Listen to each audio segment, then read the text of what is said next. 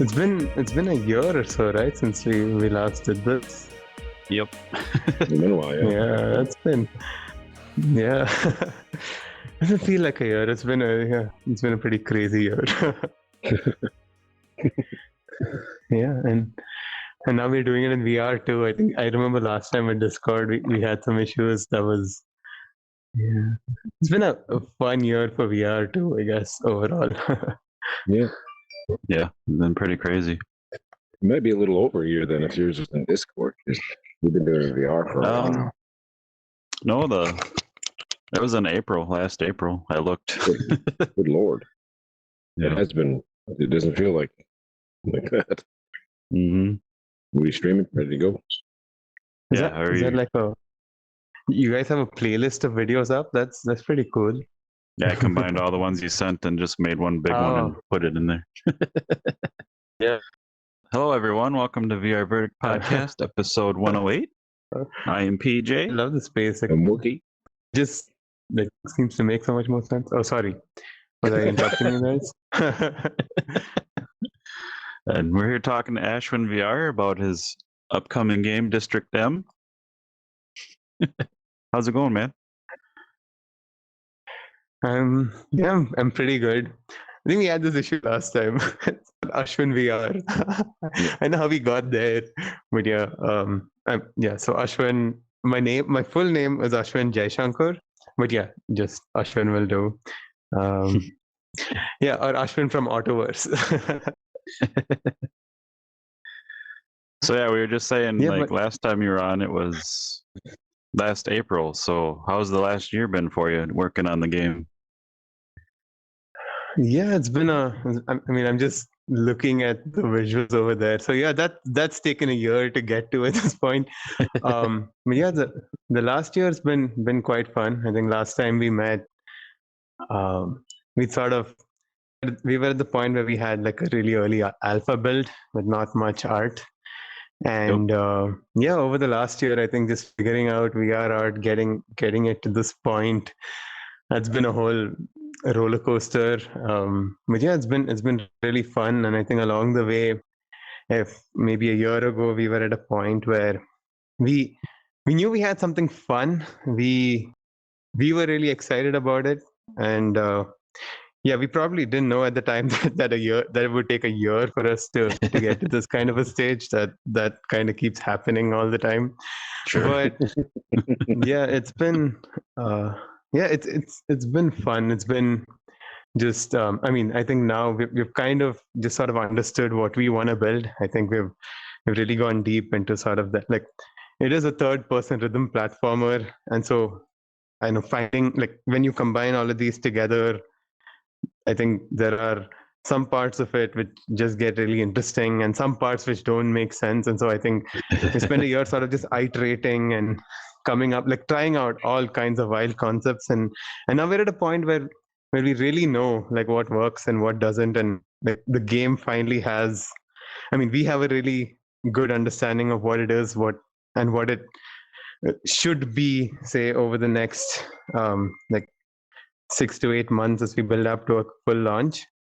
And yeah, I think it's it's been fun. It's been like this a lot over the last year. Yeah, it's kind of funny because, again, when you joined us back in last April, a year ago, you had just switched from, correct me if I'm wrong, but I thought it was almost like a first person. Then you went to this whole new camera and thing. And then here a year later, and you're still kind of like you said, just figuring out what works and what feels better, building on it. I think we started off sort of so I think we made the decision to build our own VR game around 3 years ago, right? And when we started off, I think just what comes naturally to you is a first-person game in VR, and we had a ton of ideas. I think we played around with a bunch of prototypes, right? From random, I guess, like just sort of time travel shenanigans led by Super Hot. So there's interesting mechanics around that. Then there was, I think, like a rhythm graffiti prototype, just where you sort of spray paint and sync with the music. And so we had like 7 or 8 different prototypes that we sort of tested over the course of those first 6 months. And but eventually, what we really enjoyed or really liked was this little, I think, concept that we built where you just had this tiny like character. I think it was a duck or something at the point, but you just sort of swing your hands and you um, like just sort of guide it through like increasingly complex like platformer puzzles. So you just sort of jump and dash, and that was I think compared to the other first person games, that sort of, I mean, we really enjoyed it. We really had fun with it, and we thought that we could add like a lot of depth to it. The plan was also to make to put out a game in a year when we started out, which definitely was not happening. Yeah. But yeah, I think that over the course of that second year, right, we sort of dive deeper into that. Initially, it was the character became a runner. You sort of moved your head from side to side to control him, and yeah, it became a sort of rhythm runner game in this dark cyberpunk dystopic world. Because I think that was that was just the kind of, I think the cyberpunk art was having like a really big moment right around 2 years ago, like before cyberpunk 2077 launched. And Yeah. I think in general probably the world around us also started becoming too much like a cyberpunk reality, and people just sort of got tired of that, and then I think we did too. And we also kind of figured out with the first prototypes that we put out, I think a little more, maybe 1.5 years ago, where that whole head motion wasn't too comfortable, right? Like just jerking your head from side to side. And I think the obvious thing at that point was like, but why not just swing with your hands and I think like almost everyone on the team is a fan of Beat Saber. I guess almost everyone in VR is. So when you kind of swing your hands and sync to the music, and I think Mario was also probably the first game that almost all of us on the team had played. And so we just sort of started like we started prototyping this thing where you swing your hands. We started porting over a lot of your typical platformer mechanics and game objects. And we thought we had something we really liked around a year ago in terms of gameplay. And we spent a year, the last year, then I guess just sort of prototyping that out and like polishing those mechanics, and kind of figuring out where we stand right along that rhythm and platformer spectrum. So with rhythm, it's very tightly controlled. It's you play a Beat Saber map, and you're just you're kind of trying to understand the level at first, but it's fine for you to fail, and then and so on like a second, a third, a fourth try, it's completely fine if you don't get it on the first try. You throw something maybe a little unplayer. Platformer is the slowly that I think along the way we realized that we really wanted like just happier art, just art that excited us more. And we found an artist on Twitter who we worked with. She kind of Nadaski, who concepted our this art out, and then trying to get like recreate that in in VR was a whole another challenge. But but at the end of it, I think we sort of, I don't think we ever thought we'd get to the point where we'd actually have like a full city running on the Quest at the kind, looking the way it does right now. But I think we've kind of got there at this point. And I think now we're sort of excited to put it out there for everyone. I mean, like I said, we're launching the free demo tonight, right? So just I mean, it's just a little taster. Like there are, I think the main mechanics that we have, like the drift and the dash, which you guys tried in our alpha last year, right? Those aren't there in this demo, but it's just sort of like a little taster of just this weird new mechanic that we've made, and just to see if people out there kind of get as excited about it as we do. And now hopefully they'll work with us over the next year to kind of mold it and like help give us feedback and see where we can take it, right? Yeah, it's it's it's it's a strange concept, and I don't mean that in a bad way. It's just it's a, like you said, it's a rhythm game, but it's a platforming game. But rhythm games normally, like, Yeah. you have to hit like on a beat and type, like Beat Saber, you have to slash the bricks on the beat, but yours is more like swaying and dancing, and it's one of the more unique mechanics I've seen so far. Where, like you said, and you can see in the video if you're watching, you just swing your arms to the beat, and it's crazy how it works. It just works really well and all fits together. Um, and then you have the music going, and it Yeah, just, you feel like you're dancing. yeah, it's weird. I think we're trying to figure out how to phrase it as well, because um are you swaying to the music or are you sort of dancing to it? It's I think I really like, and with the whole mechanics that we have, right? I think it's funny how a lot of the different mechanics can be mapped to different kinds of songs or vibes, right? So Yeah. it's, I think with jump and dash, it's very typical, and it's closer to say what you have on Guitar Hero. And so those are just button presses. So on a button, I mean, you just press a button to the beat. So jump kind of is just your basic rhythm. I mean, just the way it might work in a yeah in Guitar Hero, I would say is the best thing, but or any sort of keyboard or I mean PC or console game.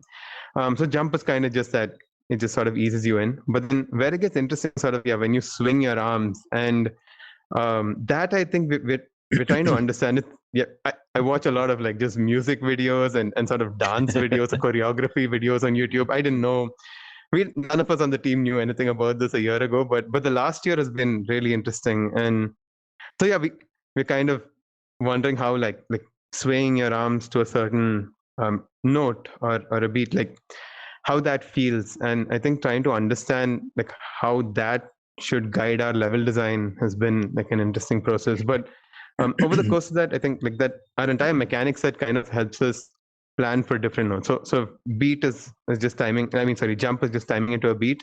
You have like drift, which is probably one of the most satisfying. I mean, yeah, it's definitely one of the most satisfying things I've done in VR, where you kind of grab the skater. It's almost like he's like a little physics object, and so if you have like a hanging note, you just kind of fling him from one side to the other. And yeah, it's interesting how like it's basically like as that note hangs in the air, you're also trying to see if you've like, and you've let go and he's drifting, you're trying to see if you have like pulled it off the right way. And that's just it's Yeah. just a kind of feeling that I really enjoy. And yeah, we're still trying to figure out how to phrase it, but I guess when everyone plays it, we'll kind of figure that out. But this kind of helps us map, say, to like the rhythm of a song, right? And so you Yeah. have steer, where you just kind of sway your arms and the skater moves with you, which is that's in the demo. But with drift, you then kind of sway and you toss him, and that helps us like support like an entirely new genre of music, right? And then there's dash, where it's kind of like a, you swing your arms and you button press, and at that point like you can start destroying objects. And so that leads like, now you start getting into like platformer territory, right? When what you can do with that. So yeah, I think across all these mechanics, it's just been interesting. And yeah, now we're kind of prototyping a jump where, so you jump up but then you swing your arms up, and he kind of does like an extended jump. So or a, Oh, nice. I mean, yeah, like a double jump is probably one of the most satisfying things in a platformer, right? To do. I think we all just Yeah. enjoy it. Like I think when I play a Mario game, I just sort of keep jumping around.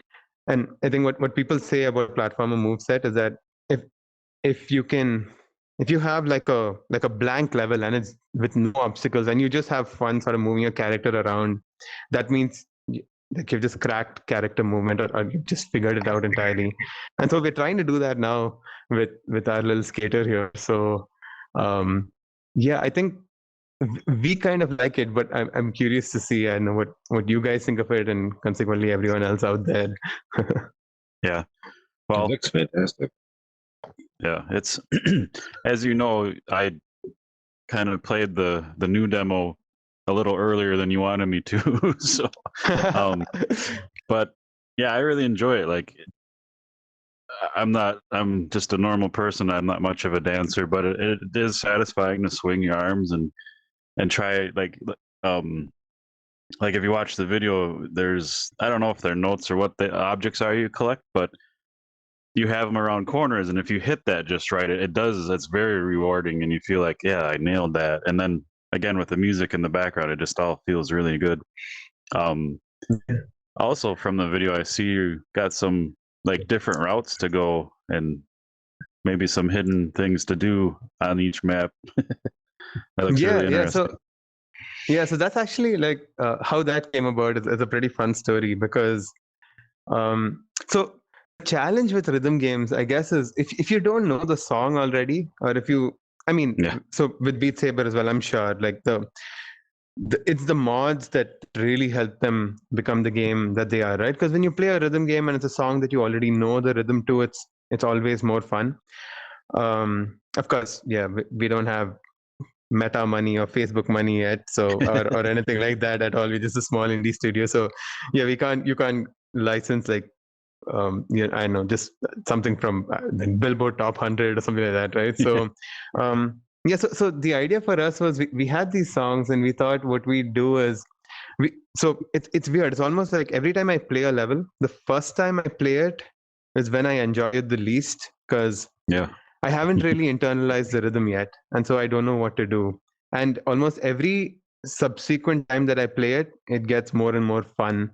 And once I've really got the song, that's when I can start showing off, right? And so yeah, so what we're doing with so here you can see like the yellow lines. I mean the yellow roads are kind of like an easy road, where like that's the easy path where you just go through it for the first time and you just kind of listen to the song and you get an idea of a few key beats. It's under mapped, so it's more relaxed. You can just listen to the song, you can understand it, and once you finish that is when you unlock the hard parts, which you see in red on the side. So those little, yeah, the security guard gates that you see there just open up at that, Nice. and that's when you can start showing off. So yeah, that was kind of where it came from. And I think it's nice because it also sort of helps plan for like players of just different skill levels. I think making the game sort of accessible to just new people in VR has been or I mean, just something that they can understand. That's been a whole thing we've been doing as well. And yeah, but I think this really helps and it keeps things interesting. The multiple parts. You know, to your point of the music, I mean, I know, like you said, it'd be nice to have recognizable music that everyone knows and make the game a little easier. But I honestly love that you have all original music and I've never heard it before. Like, I actually like that way better. But it is weird, like you said, how you have to learn that before you do really feel like you know what's going on. And I didn't think about that's that. great. Yeah. And going back to the art, like, I don't know why, but like the first time I saw your new art, and every time I look at it, I would think of Sonic Racing. Like, it's just bright, colorful. There's a lot of stuff going on in the background, like the big monsters and the clouds and things. It's really neat. I think that the art, like I said, at the end, like right now, what you've kind of ended up building, and it's really fun seeing the team now go at it. So yeah, the big monster, we call him Squiggly Bro in the office. It started off as a joke. We're a very small team. It's like 5 people working on the game, and more importantly, 5 people with no sort of prior experience building games, right? The team's super young, everyone's in their 20s. And yeah, so we know how to build VR. We build a lot of like enterprise VR apps. And so, and yeah, we've spent the last sort of 5.5 years just building in VR. So we know that, but yeah, building a game is kind of and nailing that feel or art style is just like something that we're figuring out as we go along. So I think when the idea of that giant monster just sort of jumps and yeah, if I think once people see the free demo, they'll probably see it then. It's been, I think, yeah, it turns up on this video here too. But it I don't think we thought we'd be able to pull it off, but along the way, like our artists have just sort of leveled up and learned new stuff, and suddenly something that we thought we couldn't do, this wasn't in the plan, by the way. Even like 7 weeks ago, it wasn't in the plan, and it's just that when we were sort of prioritizing the art for the level, someone just had this crazy idea. Our designer, our animator Abu, and he just sort of sketched it out and implemented it in a couple days, and it worked out really well. That's awesome. Yeah. Yeah, and I think now we've sort of built this, like with the art style that we have right now. It's kind of like we're going for this, like it's a little toy skater that you have, and I think you'll see with most of our marketing as well. We have these renders of the skater as a Lego toy, or like just something Yeah. toy like, and it's sort of like when you were a kid, if you picked up your action figure and you just disappeared into like I don't know, into your imagination doing stuff with him, right? Yep. We're kind of going for that vibe with the skater. So I feel like what's great about that is we have no limits now. If it's like there was an octopus, there were just like this giant, I don't know, caterpillar squiggly bro just leaping through the clouds. So yeah, we can kind of do anything at this point, which is very exciting, I think, going Yeah. forward. Yeah. Were you gonna say something, Wookie?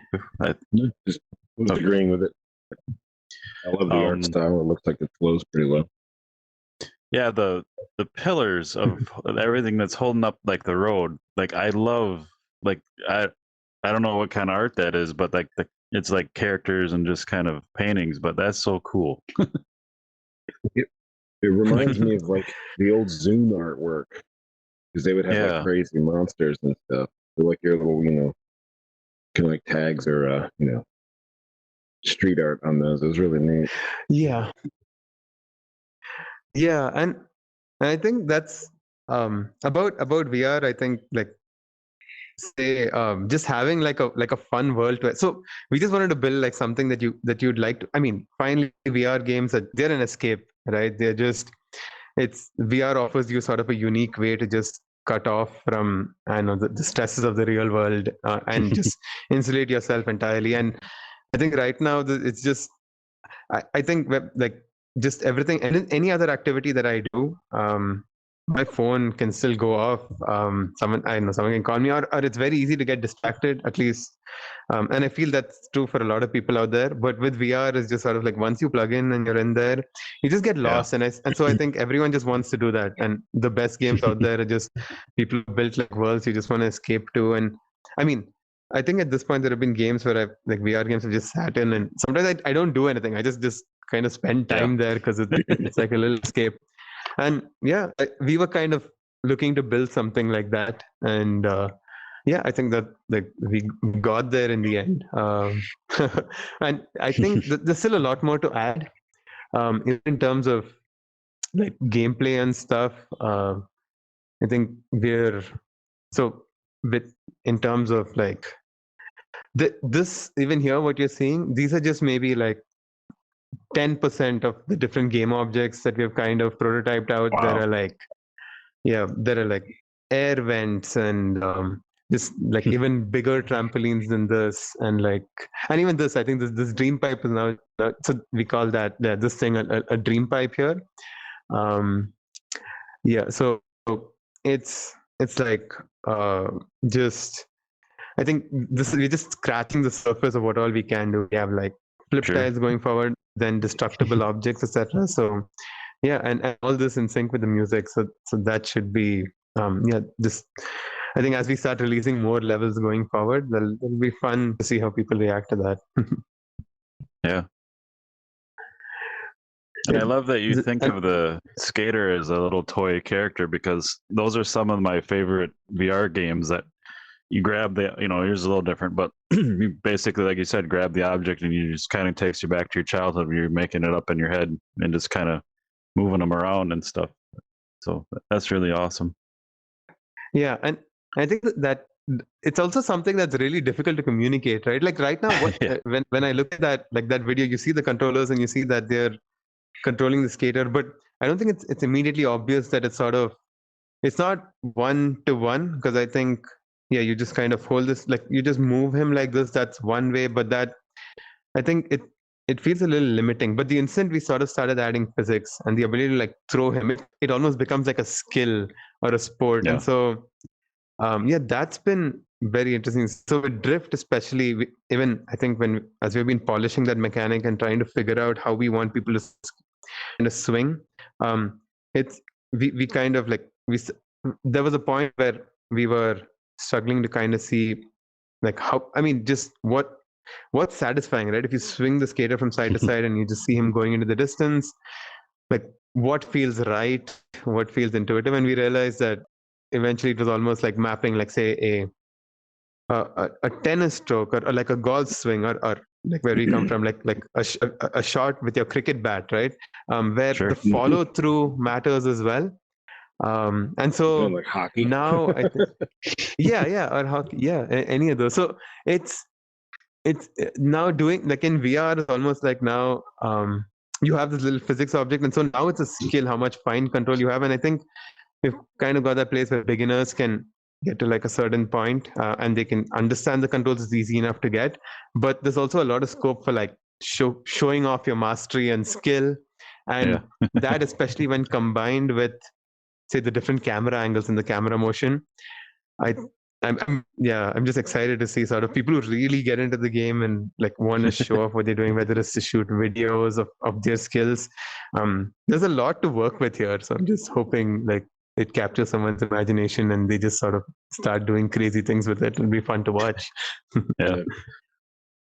Have you found out? Players come up with. Sorry. So that's fine. Players do some random stuff that you might not have thought about that would be interesting in a game like this. Like, I didn't think of that.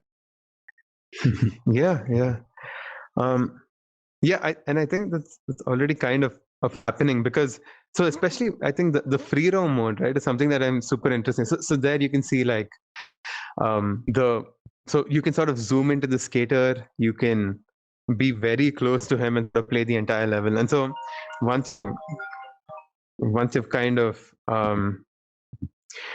sorry, my phone was going off again. Maybe VR isn't all that much of an escape. But yeah, I was saying with free roam mode, so you can, I think people have already started doing like some fun stuff during play testing. So I think one person just sort of went entirely into a 90-degree mode, like 90 degrees to the skater, just sort of perpendicular to him, and turned it into a 2D side scroller.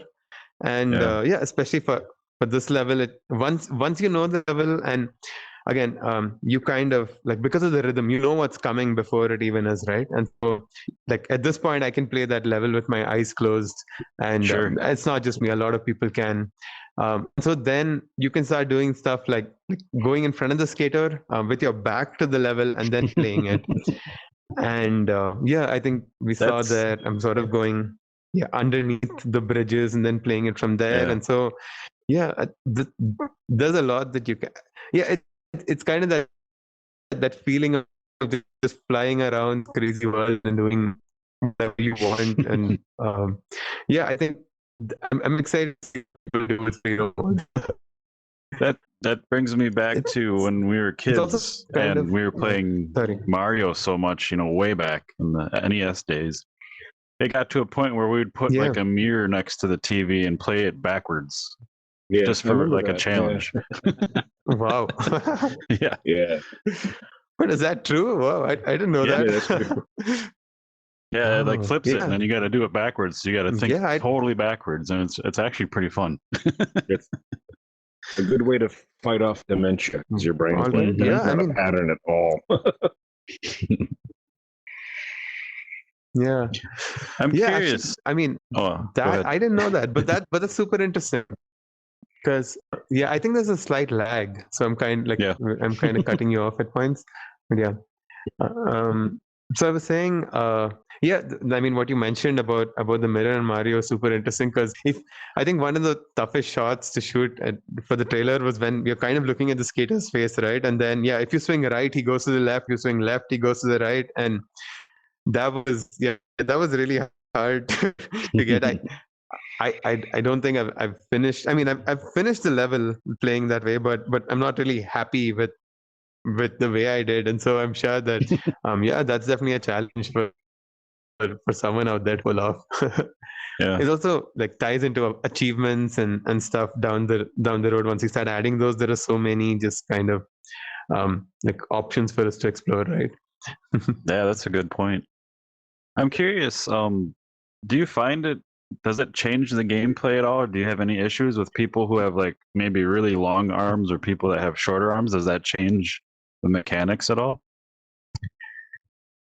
Yeah, it does. So what we used to have up until a few weeks ago was we had like a height calibration system. So or rather an arm span calibration system, right? So as soon as you start the game, what you do is just spread your arms out wide, and so if that's your arm span, you then calibrate it, right? And we had that, but that was kind of it was yeah it was a little I mean, I think it was just another layer of inertia, right? It feels like when you're in VR, or you want to play a VR game, just putting on the headset and then diving into it can be a bit of an inertia. I mean, you just have that resistance to it. There's that inertia to it. And I felt like then we have calibration as well. That's just one more step before people can just jump into that world.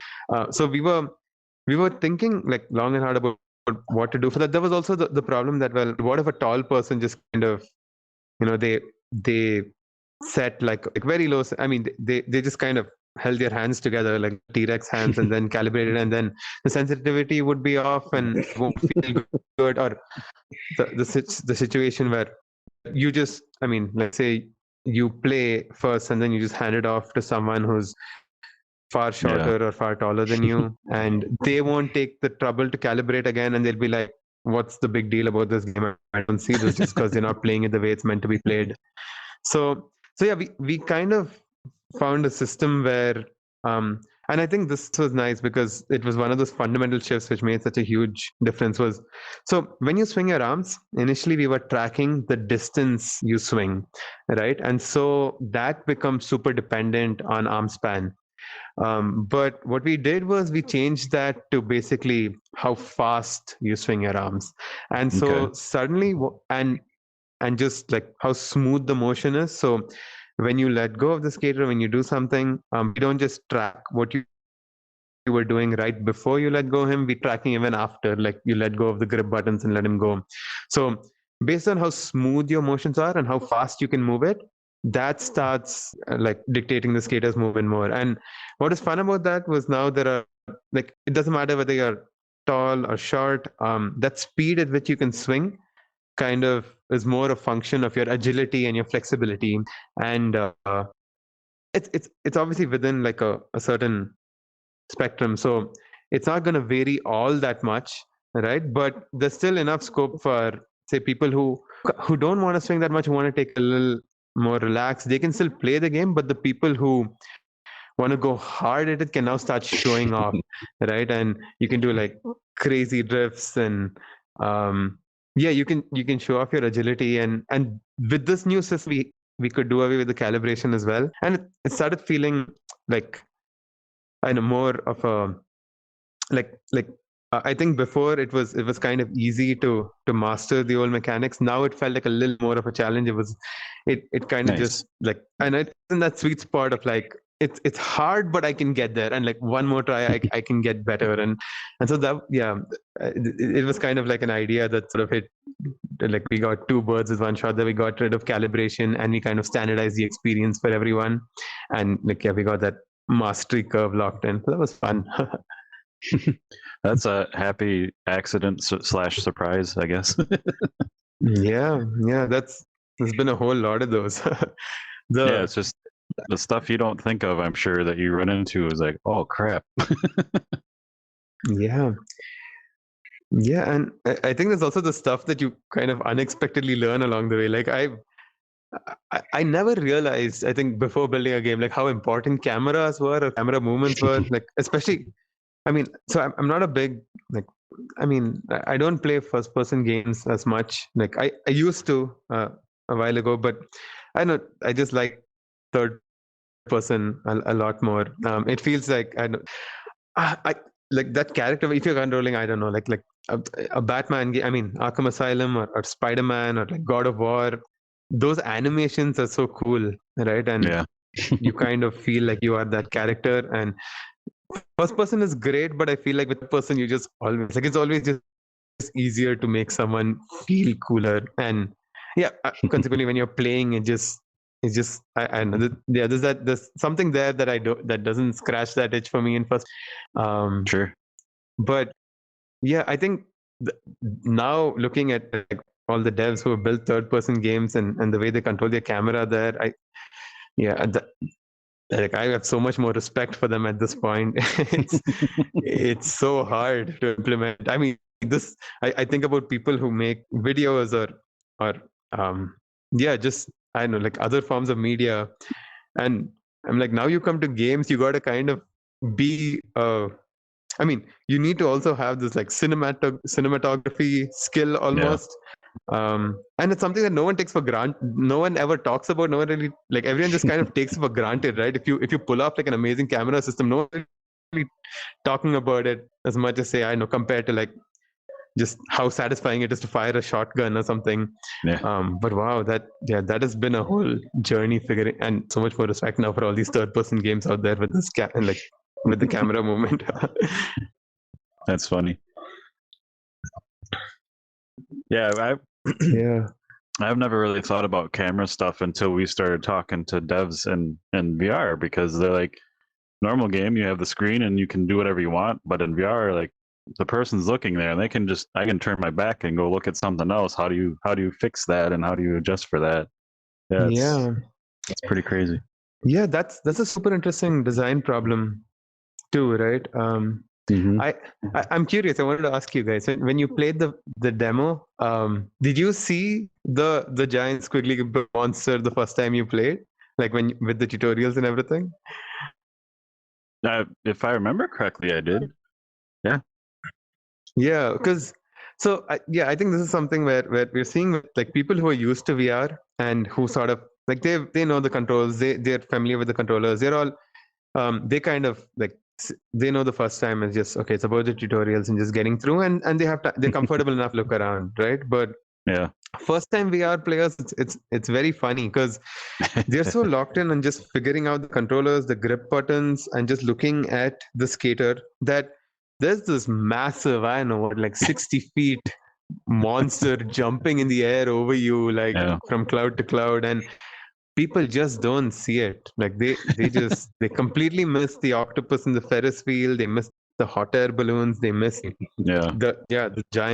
the giant monster, and they play the whole game, which is why at the end on the end screen after the tutorial we put those screenshots of the octopus and the monster, like seeing these guys. And a lot of people just don't even realize it's there.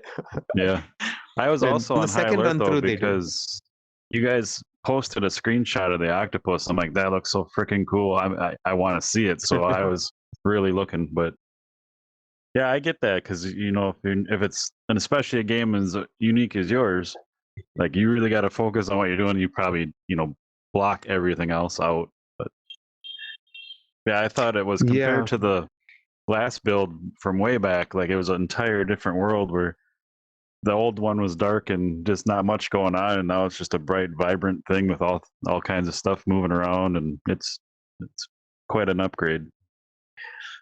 Yeah, we've also been trying to figure out our thinking about that, where so the user's attention. It's also it's strange because now when like you have I think with even here you saw there's the free roam mode where you control the camera, but when you're playing the game without free roam mode, there are parts where we sort of zoom you in and zoom you out, and we have to do that ideally without inducing nausea, right?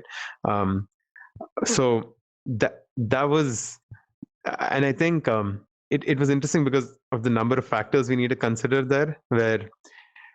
So just with that camera movement, if you zoom in, everything just feels so much faster, and if you zoom out to like a bird's eye view, it just feels slower. And so what we learned was, when you zoom out, it's so much easier for people to learn the controls, because you can see your hands and you can see the skater far below you, and you can see that connection, right? Sure. But if I zoom you in super close, also you just have a much better understanding of the distances you want to move the skater to, whereas once we move you close in, you don't have that same perspective. And in this demo, you're always sort of behind the skater, but there are levels further down the path where we kind of put you at like a 45-degree angle to him, and then you kind of zoom in a bit, and so if you want to drift to the left, if we have you kind of like your camera at that 45-degree inclination where you can see the length of the drift and estimate its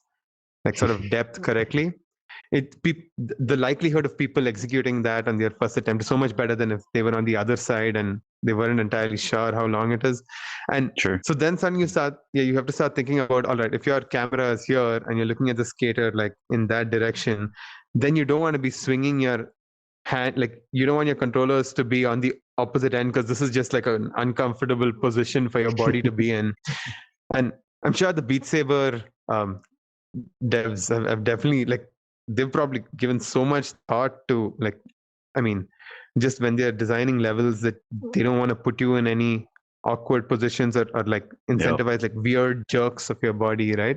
And sort of get you into flow state as you're like slicing those cubes. That I kind of, it gave me like a greater appreciation for just the level designers there, because we place so much trust in them, right? Where if you're playing like a really fast level, you stop noticing the arrows after a point, and you're just like, if I slice this cube downwards, I can't see the cube behind it, I can't see the arrow, but I know that their level designers have my back, that the next one is going to be like slicing upwards, right? And yeah, so we kind of were trying to build that. Yeah, so every drift should, I mean, if it's within a certain time thing, if you drift left, it should be followed by something to the right, or so that you're always kind of swinging from side to side. And if we have one where you got to go the same side twice, we ensure there's like a larger gap. But yeah, I mean, now I'm sort of sitting here saying all this. It seems obvious to me now in hindsight, but figuring that out was yeah, that took time. Yeah, I bet. Yeah, it'll be interesting if you do implement the double jump where you go upwards, like you were saying. That'd be really neat. See what you do with that. Yeah. So Adarsh, he's our game director, and he sort of does all the, so our lead dev. So he was, I mean, so we were just trying to like meet this free demo and like just put it out there as soon as possible, and just fine tuning those mechanics. And so like a month ago, I just walk into the office and I see him, and he's like, we discussed that, like, okay, I mean, people have fun swinging their arms, so why shouldn't jump be something that you toss your arm up for? It was also something which, when we made people play test, we saw a lot of people just, even though we don't ask them to swing their arms to jump, especially when you start jumping from side to side, people sort of do it naturally, right? And so we discussed that that should also be a motion control. It doesn't make sense for that to be a button click. And yeah, he just went ahead and prototyped it, and I tried it out, and it was fun. But yeah, it was also because I was like, yeah, jump was so fundamental, and we never questioned it till now, and now suddenly we want to like change that too, and that was that was very stressful. But yeah, I think the way we're seeing it now is almost like, even with platformers, you unlock move sets. So maybe right now we keep up the basic jump, because let people just kind of understand what is, like, this is kind of an easy sort of introduction. And then you sort of, once they get this part, they understand this part, we should then have the option to have like an advanced jump that you also swing your arm, and then you can go higher. And yeah, so we've begun prototyping levels for that now, and those are actually some of the most fun levels. So yeah, as excited as I am to see the free demo out there and what people will do, I'm just like so excited about all the new stuff that we're building right now. That's awesome. From a gamer's perspective, and you guys have been asking stuff on Twitter too, and you're like, hey, what do you think of this? And I'll always have the same answer. If you can give the player the option of what to do, like say, yeah, you should leave the button press jump in, but maybe give the players an option to always do this. So like the more advanced players that like the feel of how that works, and then maybe you would like do this for a double jump or something, just always have options for, because then you open it up to such a bigger range of people. Yeah, more tricks. Yeah. If you someday maybe implement hand tracking, you do like finger flick and just send them flying, like through a goalpost. Yeah. Yeah. That's so hand tracking. I think so that there are some interesting things there too you're talking about. But yeah, now PJ, to answer what you asked first was, yeah, I think there's also that sweet spot, right, where you give too much control, and I think like it might Yeah. go like people might not get the full experience. Or I think we want to get to a point where we just sort of expose all these parameters, right? Like sensitivity of every drift, jump, and I think like say at this point right now, people do that for a bunch of mechanics and like games which have been. I don't know what an example is. Maybe it's like so. I think with FIFA, maybe there's something where you can control game speed and stuff like that, and like they expose so many parameters that people can do whatever they want with, but it's such a small percentage of their player base that actually makes those changes. Here I think I want to do that, but I think we're just kind of waiting to see, because it feels like it might be all too much at once when we show it to people. But we're hoping that if people like the game and they come in and they're prototyping the levels out, that on Discord now we'd be able to sort of just post updated builds, right, and just get people to test it out, and maybe just have like one parameter variance and varying at times, and like get people to just kind of tell us what they find the most fun. And yeah, Yeah. if there's enough noise out there saying that, you know what, I just want to like sometimes I want to sit playing like I want to play sitting down, and so I just wanted to be ultra sensitive at that point, and we can expose that. Also I feel like with the new system we have with velocity and how fast you swing, we also like it, you can play it sitting down because it just becomes a more like a wrist action game at that point, where it's like how fast can you.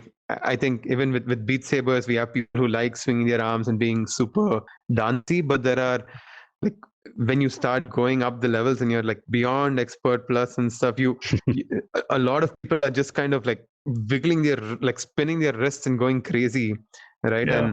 And yeah, so I think we can see like we'll probably see similar plays. I wouldn't be surprised if we see similar play styles kind of turn up here, because both sort of have their merits, and I can see like it working out either ways. um Sorry, Wookie, you'd asked something, and that had sort of, I forgot what that was. I had a thought there. Last thing I said was flicking them with finger tracking. Oh yeah. So so another thing that we were kind of thinking about was, I mean, you have a like the skater, right? Like who is he? What is this character? And what's like when you have like the main character in a third person game, people naturally develop like some kind of relationship with him, right? And right now he's just kind of static, but we were thinking it would be super fun if he starts react what you're doing. So with like hand tracking, the way you said, yeah, I don't know if we can flick him, because it maybe it's not apparent, but like you're the same size as he is, so you're just kind of like flying around, but scale wise, if you go up to him, yeah, you're going to be like the same size as he is. And so but yeah, if you, I don't know, if you like give him a thumbs up, or yeah, if you decide to flip him off, he should react accordingly, right? So those kind of things we want to build in going, but we have like a few like just experiments where you've done stuff, but I'm thinking at some point in the future, I mean, most of the things which started off as experiments have kind of made their way into the game at some point, so I think we'd see those two. It'll be super fun for content creators too, I think. You Yeah. have like, yeah, I think the free roam and stuff gives them a lot of options, but just having a character that maybe they can riff off of, or just create funny stuff with, I think that would be fun to see. Yeah, that'd be pretty cool.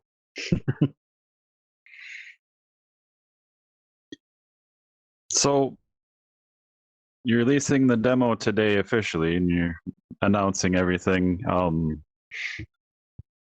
Yeah. Anyone listening, watching, there'll be links in the show notes to the side quest version, the app lab version, all that stuff you want to share. But do you have like a target window in mind for full release, or are you still kind of just working on things and seeing how it goes, or? We have a target window, but yeah, we've been really bad with timelines so far, which is yeah. I think you probably know that more than most. But yeah, it's so I think it's this and we do have a timeline, but I think the problem is every time we set a timeline, someone on the team comes up with something which we look at it and I'm like, God, this is so good. We have to put it in, but also, God, we're gonna be late again. And yeah, I think the only good thing I have to say about it so far is it feels at this point as though all these delays have been worth it. The delays, like I think it hasn't. So I think we just have to sort of accept the fact that yeah, this is a tough game to build, and a team Yeah. of 5 shouldn't be attempting something on this scale. um, but now we are here, so yeah, our window is 6 to 8 weeks. I mean, basically, sometime in April is when we want to launch.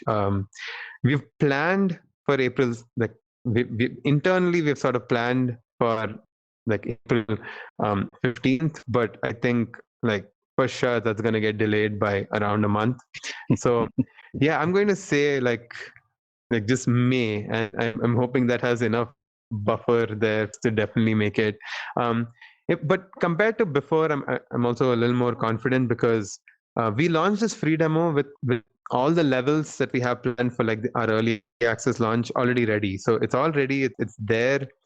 We just wanna. I think it's just adding art and polish and like play testing, which is Sure. left. And for each level, we kind of know what needs to happen. We're also yeah content, just the more content or quality content the better, right? So for some Yeah. we're also kind of discussing having different kinds of levels where you have like there is a proper long level which is something like this where you see like a natural progression where the song sort of starts off slow and then ramps up over it, and that's like a 3-4 minute kind of song. But this what you're seeing here is what we call a short, right, where you have the entire city and stuff, but there the art will be more standardized and it'll just be the track that changes.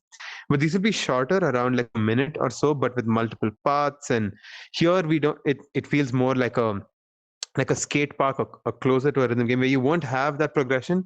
You just have an easy part and a hard path, and on the easy path, yeah, you just learn the rhythm and you'll kind of be able to finish it quickly. But on the hard path, the expectation is that yeah, there are no checkpoints, there are no save points here. You just got to finish it in one run. And yeah, you just kind of like we don't does that progression isn't there. It's more of a you just got to see a react, do it in the moment.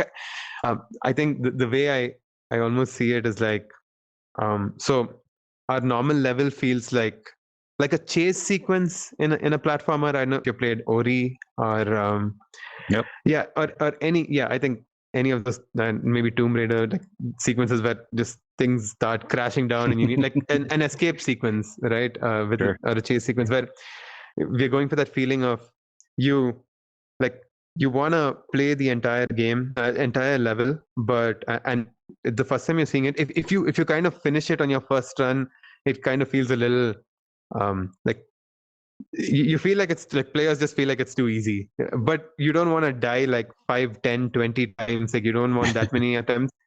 You kind of want this sweet spot of maybe like yeah, die a few times, and those deaths come because of twists in the level that you should have seen but you just didn't, right? And so the, so levels are kind of structured like that, but the shots that we have are closer to like yeah, it's like a skate park where just you fail again, but each time you get a little bit better, and it's just random things being tossed at you in sync with the music, and you each time you're learning the music a little bit more. And so even if you're dying like 30-40 times, it's almost like I know if a skater is attempting a particular trick, right, he knows Sure. he needs to keep, he or she knows that they need to keep trying this multiple times, but when they pull it off, it just feels so rewarding, and almost each attempt you feel like you're getting a little bit closer to that. So yeah, we're trying to go for that feel there. Cool. Yeah. Yeah, the video, like the colors and everything. We've been testing the build here, and we've been in here, and it's just like I just always stop and just watch it, just stare. So I get distracted. Sorry. So yeah, it's cool. Like launch is coming up. I can't imagine how exciting that is, but I know like just from the couple times we've talked, and you're like, you seem so busy, and it's just I can't imagine being in your guys' shoes. Like you said, everyone's like, oh, we could do this, and delay the launch because the launch is something you want to get right. Yeah. So I would just say, yeah, you take your time and do it because you only get one launch. But then you say that, and then there's like an early access type thing that seems to work pretty well in VR for VR stuff, not so much normal gaming, but yeah, it's crazy. Yeah, I think that there's I think gamers are becoming, especially VR gamers, are a lot more receptive to early access titles at this point. And I think it's not just VR gamers, probably even like I think Hades was like just for indie games in general, people are now more receptive to it sort of being updated over early access. Yeah, with Hades, I think we saw it being in early access like I think a year or so, or at least like 6-8 months, where they just kept pushing updates. But yeah, I think as long as like you're building something interesting and it's fun, I think people are okay with it. Yeah. I think also right now looking at games like Walkabout, Mini Golf, and they're releasing so many new levels, and people are just like loving it, and it also gives them, I think, like it with that, like when you have that pressure of just that one big launch and after that you can't make any changes. I think that's maybe great for like more established like game studios or like AAA game studios or even genres where you already know what you need to do and you're kind of making like you basically you know what you're building right when you start. But I think with VR right now, there are so many new like just new mechanics and systems and like this where it's just like we're just taking a bet. I have no idea. I think like people might like it's possible people play this and just say that what the hell are these guys doing? This doesn't make any sense. And of course it's going to be that crowd. A little controversial for people. Yeah. So yeah, I think with early access, maybe it's just like a nice way for us to find, hopefully, I'd say, are people out there who really like this and who enjoy the style. And yeah, hopefully, like then I think we have all these like different, like the team is now at the point where I think that they can kind of like we'll see this feedback and we'll see like what people want and we'll be able to kind of tweak our plans a bit to just respond to that feedback and make something which they all like, right?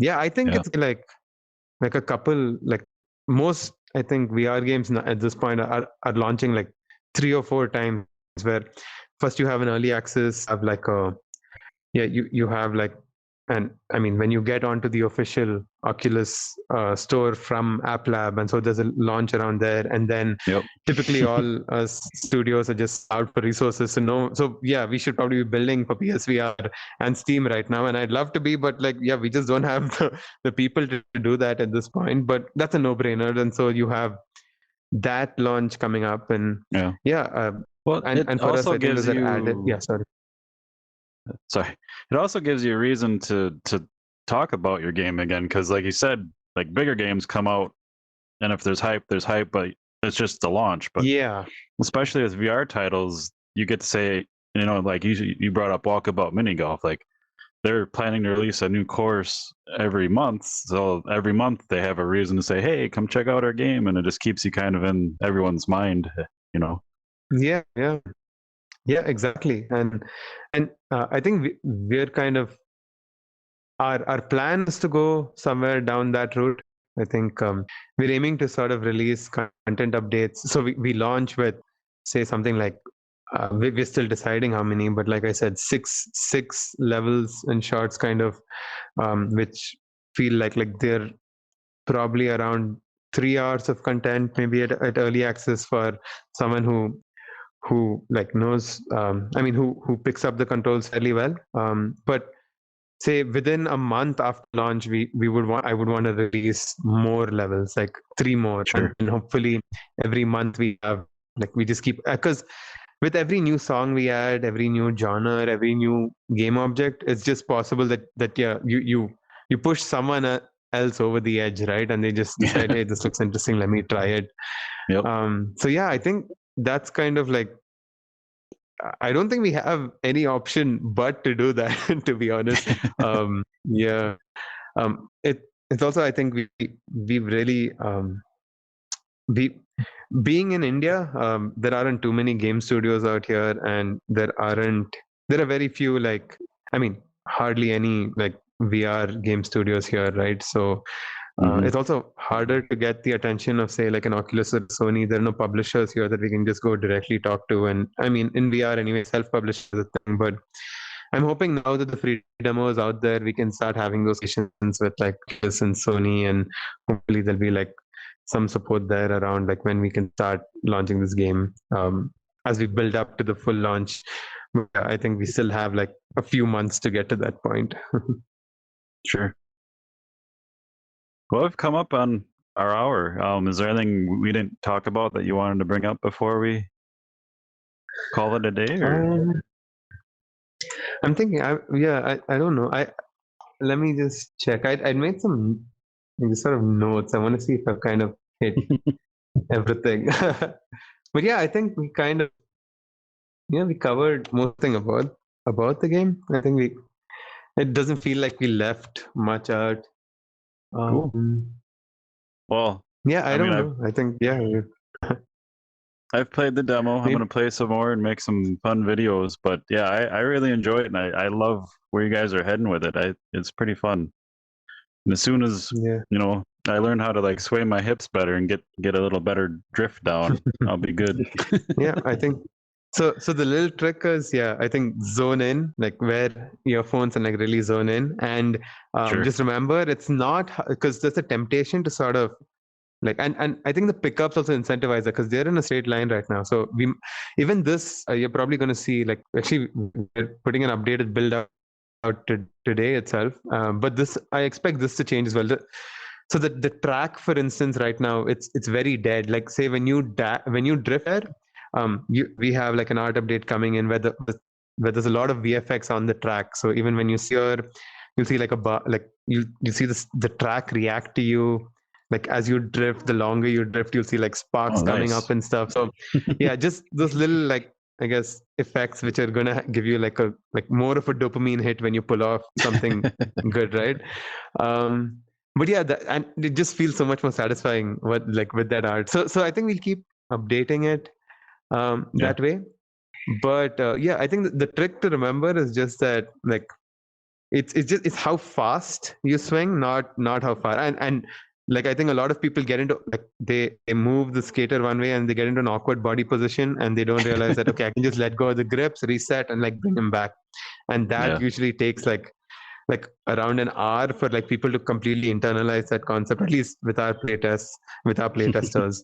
So yeah, I think like just once you sort of get that, then it just sort of becomes like muscle memory. And yeah, I think this game really starts singing maybe once you spend like 3 or 4 let's say, like, 3 or 4 sessions with the game. You play 3 or 4 levels, and hopefully you hit flow state, and then it just kind of like things just start becoming very fun at that point. Awesome. Well, thanks for your time, man. I'm glad to talk to you again. I know you have probably a busy day ahead, so we'll get out of here. But we wish you all the luck. I enjoy it.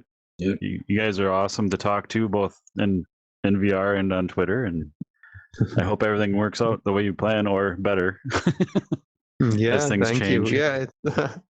It's definitely it's going to be interesting going forward. I think we've always sort of, we've been building this for 3 years, and I also know when I'm putting this out that this is probably the worst the game will be, right, going forward. And so I think it's going to be interesting. It's the first time we're kind of putting something out direct to consumer. We've done a lot of like work with enterprises, obviously, but like this, this should be like a fun learning curve. But also, it's yeah, it's been a dream to like get to this point and just I mean even now I think when I was loading up like with the new cover art and stuff on the Oculus store and I'm seeing District M there, it looks so like yeah, I think like whatever happens, however people react to it, this is yeah, I mean I'm really proud of like this what we've built and the team and what they've done. And yeah, it should be like super fun. And yeah, also I mean when we tweet later today and like we're going to post on Reddit, so that always is going to be yeah thrilling to see what people what kind of comments are going to come out there.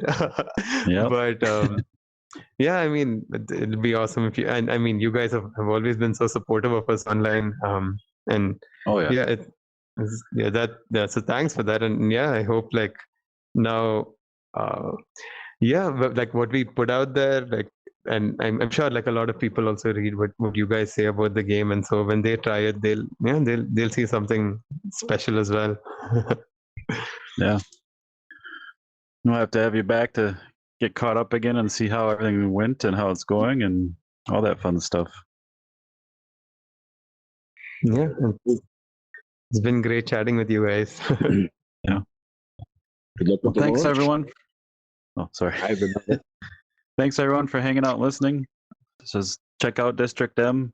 Like I said, there'll be links in the show notes. The demo's releasing later today. You'll see on Twitter via our page and Ashwin's page and the District M page. So you'll be able to find it pretty easy. Let them know what you think.